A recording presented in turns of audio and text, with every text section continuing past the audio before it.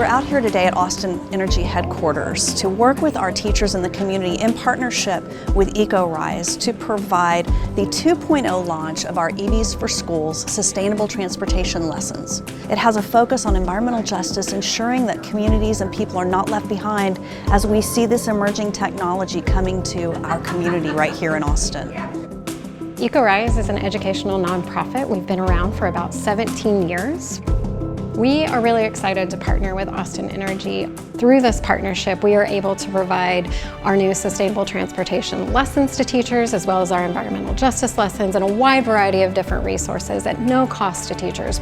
This workshop means a lot to me as a teacher. It's one of my greatest passions, so this is a great way of giving me more resources so I can grow as a teacher to help them.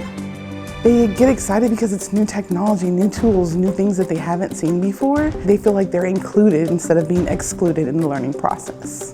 The awesome thing is I get to experience the VR that I haven't seen and played around with, and then I get to take that energy and bring it back into the classroom.